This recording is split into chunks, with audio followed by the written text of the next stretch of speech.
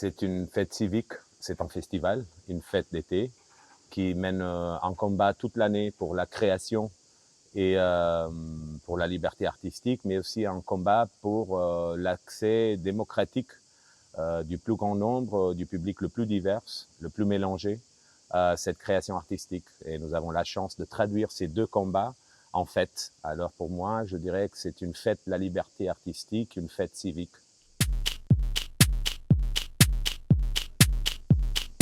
Surtout avec beaucoup de joie. Déjà, j'ai eu la chance de voir et revoir 44 spectacles, dont 33 créations, et d'être spectateur de ce festival, même en l'organisant avec toute une équipe de plus de 700 personnes, c'était de la joie.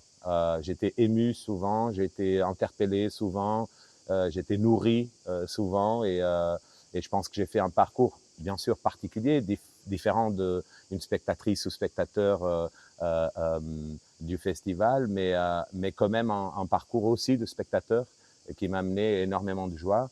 Après, la joie de vivre mon premier festival en tant que directeur, accompagnant une équipe de centaines de personnes qui ont transformé ce moment en moment d'hospitalité, d'accueil, chaleureux, pas seulement chaud, mais aussi chaleureux, et avec la possibilité de proposer un programme artistique et surtout de permettre au public d'être passionné par des spectacles et par des sujets du spectacle. Je pense que ce festival il est marqué par une pluralité d'esthétiques, mais aussi une pluralité de visions du monde, et surtout marqué par l'idée de découverte. Ça, c'est le retour que j'ai le plus fort du public, mais aussi des artistes qui étaient présents. C'était l'idée de découverte, l'idée d'être là pour retrouver des grands artistes, des grandes propositions artistiques avec lesquelles nous sommes déjà familiers, être là pour vivre cet esprit de fête d'Avignon dans des lieux inoubliables, dans des espaces merveilleux, mais surtout d'être face à des parcours de découverte, des artistes pas encore connus, des parcours artistiques pas encore repérés, dont l'idée d'avoir 3/4 de la programmation composée par des artistes qui venaient pour la première fois, pour marquer aussi ce festival avec cette idée de découverte. Et moi, je dirais que c'est ces deux mots que je garde maintenant, quand on vient de finir le festival, et qui ressonnent encore, c'est joie et découverte.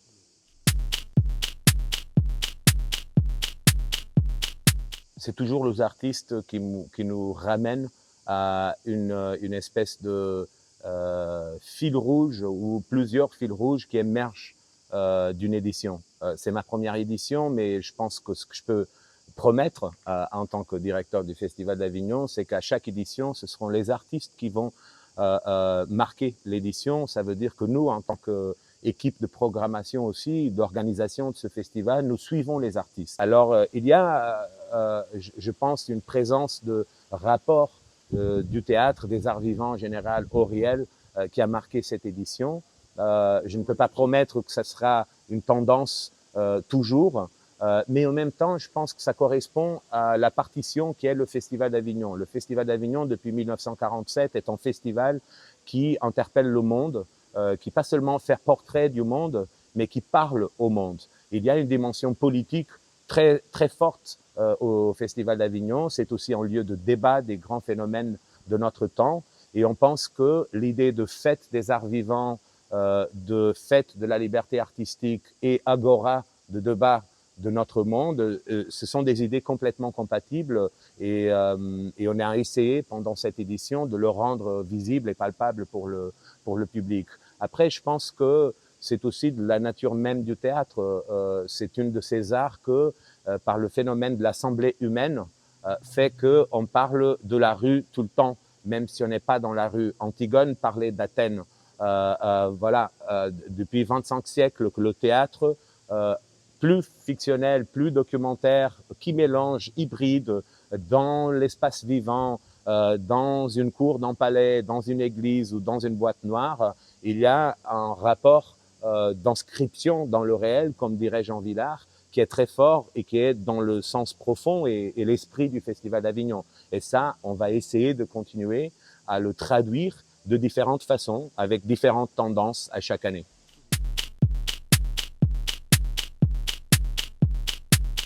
Je pense que la performance a un espace légitime au Festival d'Avignon et surtout la performance se montre encore chez le public et on a pu le voir pendant cette édition comme un outil important d'élargissement d'horizon de ceux qui sont les arts vivants, ce qui est le théâtre, ce qui est la danse et surtout de faire bouger les frontières et interpeller les frontières de genre.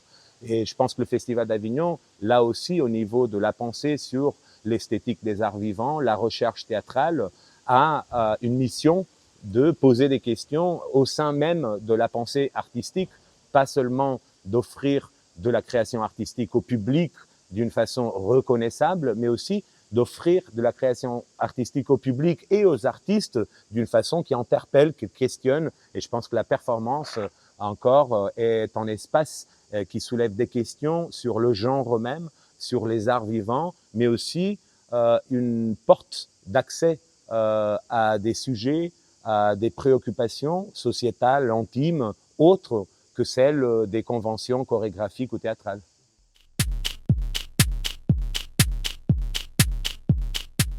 Je pense que cette édition du festival était marquée, si on parle d'une espèce de analyse culturelle, artistique de ce qu'était cette édition, marquée par le questionnement autour du répertoire. Qu'est-ce qui fait répertoire?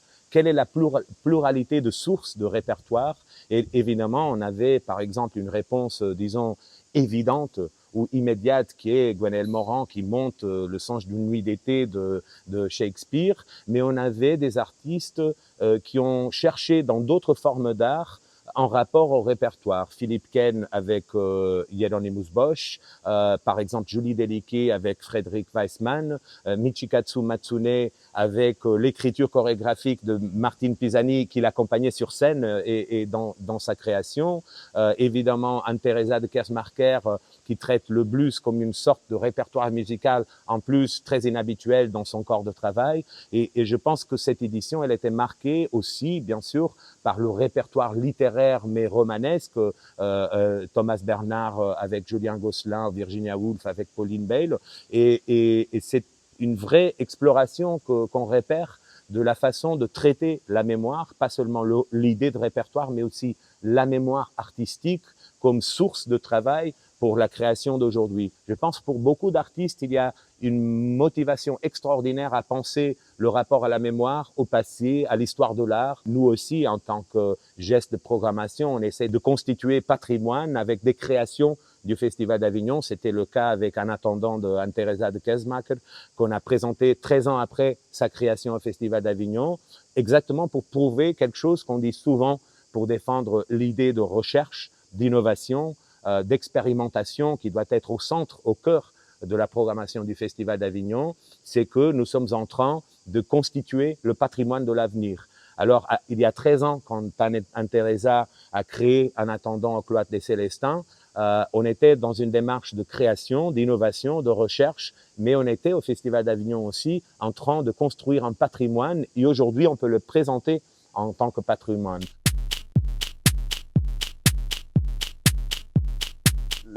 Il y a une coïncidence de phénomènes global avec les leçons aussi, l'expérience du vécu de la pandémie, mais aussi les leçons, les réflexions auxquelles la pandémie nous a amenés et aussi en contexte de crise climatique aussi globale, qui fait qu'il y a beaucoup d'artistes qui n'analysent plus ou n'observe plus la vulnérabilité humaine collective ou individuelle comme un phénomène isolé, romanesque, anecdotique, mais comme un symptôme de quelque chose de notre temps, très large, qui traverse la planète. Je pense qu'elle amène les artistes à une observation hypersensible des vulnérabilités, mais aussi à la reconnaissance que leur démarche artistique, de différentes façons très, très diverses, peut utiliser cette observation de la vulnérabilité pour inventer. Et je pense que cette édition est aussi marquée effectivement par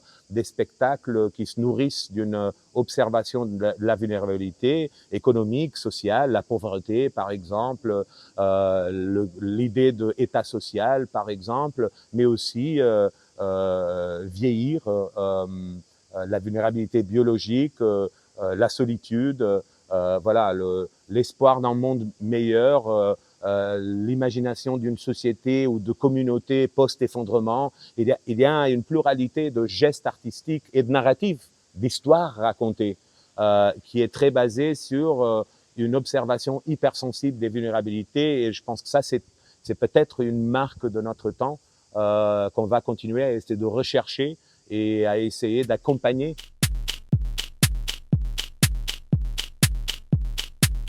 Les retours auxquels j'ai accès pendant le festival sont directs auprès du public, car je suis en contact quotidien avec le public, mais aussi après aussi filtré par toute une équipe qui est en contact direct avec le public tout le temps. Après, bien sûr, il y a les professionnels, la presse, il y a toutes, disons, d'autres couches au-delà du public en général qui produisent aussi une pensée pendant le festival.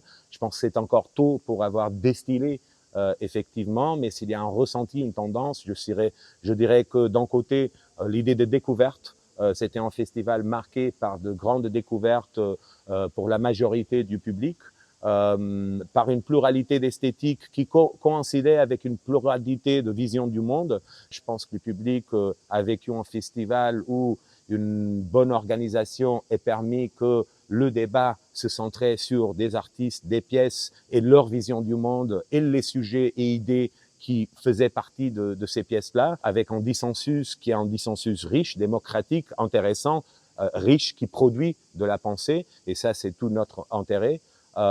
Et après, je pense qu'aussi un festival marqué par l'hospitalité.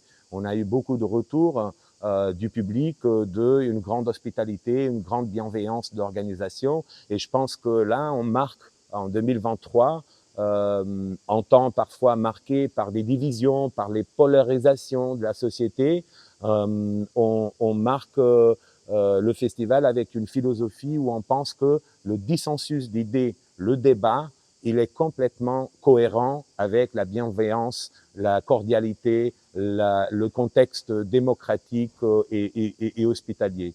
Et dans ce sens-là, je pense que ça, c'est tout l'esprit du festival que nous souhaitons, parce qu'il s'inscrit dans l'histoire du Festival d'Avignon, mais aussi il répond à une société où parfois on n'est pas capable de discuter sans diviser. Bien sûr, après, il y a des épisodes qui contredisent ça.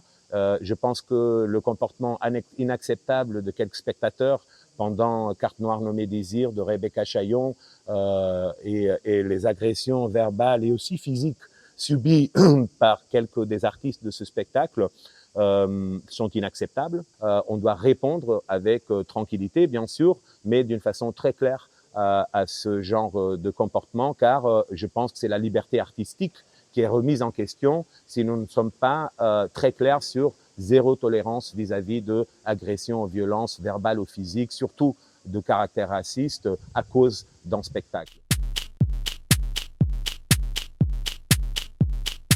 Le Festival d'Avignon, la 77e édition, s'est terminée il y a 2 jours au moment où on parle. Ça veut dire qu'il nous manque 338 jours jusqu'à l'ouverture de la prochaine édition du Festival d'Avignon.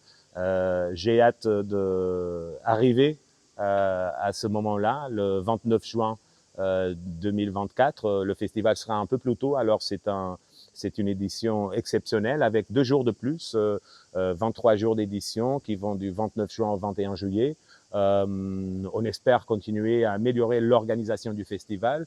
On espère pouvoir proposer, encore une fois, une programmation remplie d'artistes qu'on souhaite déjà voir, mais surtout d'artistes qu'on découvrira plus tard, qu'on souhaitait voir, mais on ne savait pas encore. Et cette mélange de voilà, lieux où on vient retrouver les arts vivants qui nous mobilisent déjà, parce que les grands artistes de notre temps sont présents à Avignon, mais aussi où on vient pour vivre l'inattendu. C'est ce qui nous mobilise maintenant, la préparation de la prochaine édition, et surtout avec des soucis de améliorer, mais aussi anticiper, car ça sera une année très particulière avec des défis de pénurie de matériel, pénurie de personnel, ce qui nous oblige à une énorme anticipation vis-à-vis le calendrier habituel du Festival d'Avignon. Dans ce sens-là, ça sera encore une fois un défi, mais je pars après la joie et la découverte de cette fête de 2023. Je pars vers la préparation de 2024 avec beaucoup d'énergie et surtout l'enthousiasme de plus de 700 personnes avec lesquelles j'ai pu organiser ce festival et les plus de 115 000 personnes qui ont participé, qui ont fait le festival. Surtout, j'espère travailler tous les jours pour que le public continue à pouvoir dire « je ne vais pas au Festival d'Avignon, je vais faire le Festival d'Avignon ».